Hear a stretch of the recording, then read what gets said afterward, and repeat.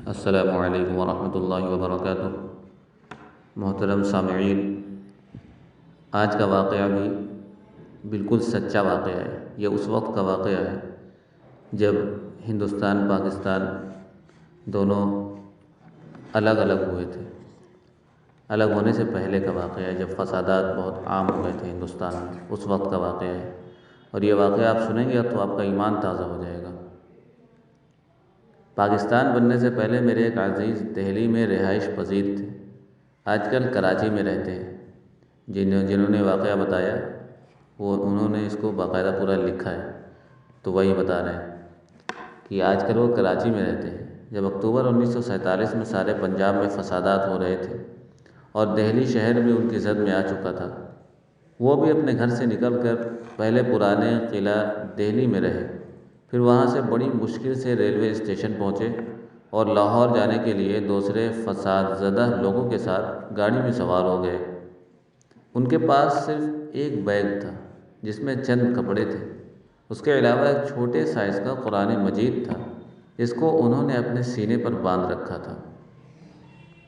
گاڑی آہستہ آہستہ چلتی رہی، بلکہ رینگتی ہوئی 3 دن میں امرتسر پہنچی۔ راستے میں کئی جگہ بلوائیوں نے حملے کیے اور مسلمانوں کے مال و جان کو نقصان پہنچایا، مگر گاڑی کسی نہ کسی طرح آگے بڑھتی رہی۔ لیکن امرتسر کے اسٹیشن پر رات کے وقت پہنچ کر ایسی رکی کہ دن کے 9 بج گئے۔ ڈرائیور اور گارڈ کا کہیں پتہ نہ تھا۔ آخر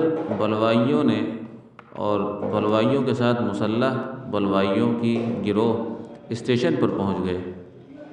انہوں نے پہلے تو تمام مسلمانوں کو گاڑی سے پلیٹ فارم پر اتارا، پھر رائفلوں، مشین گنوں اور برین گنوں سے مسلمانوں پر فائر کھول دیا۔ کیا قیامت کا سماں تھا!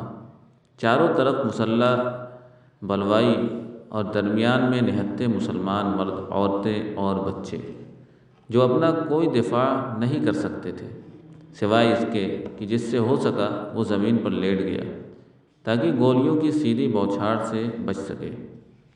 اس وقت اس کے سوا دفاع کا کوئی طریقہ ممکن ہی نہیں تھا۔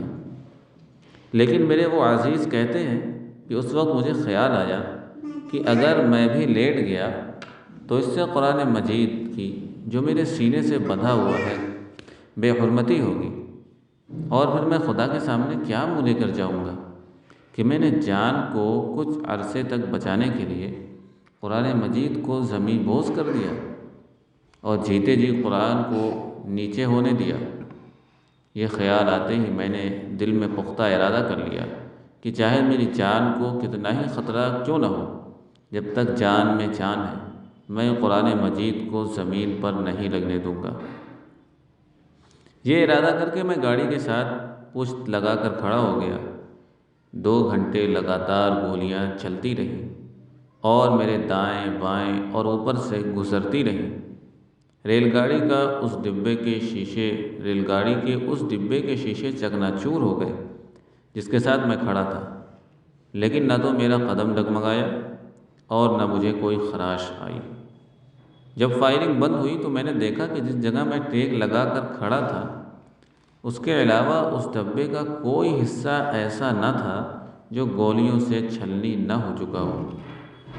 ایسا معلوم ہوتا تھا کہ جیسے کسی ماہر نشانے باز نے اپنے معمول کو لکڑی کی دیوار کے ساتھ کھڑا کر کے اس کے گرد چاقو کا حصار کھینچ دیا۔ قرآن مجید کا یہ معجزہ مجھے کبھی نہیں بھول سکتا۔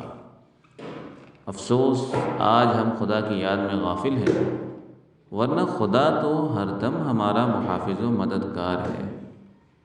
اور یہ حقیقی بات ہے کہ جو آدمی قرآن مجید اور حدیث شریف وغیرہ کا ادب کرتا ہے، اس کو سینے سے لگاتا ہے، اس پر عمل کرتا ہے اور سنت کے مطابق زندگی گزارنے کی کوشش کرتا ہے، تو اللہ رب العزت اس کی ایسی مدد کرتے ہیں کہ لوگ حیران ہو جاتے ہیں۔ اللہ تعالی ہم سب کو قرآن پاک پر عمل کرنے اور اس کے ادب کرنے کی توفیق عطا فرمائے۔ انشاءاللہ آئندہ پھر ملتے ہیں ایک سچے واقعے کے ساتھ۔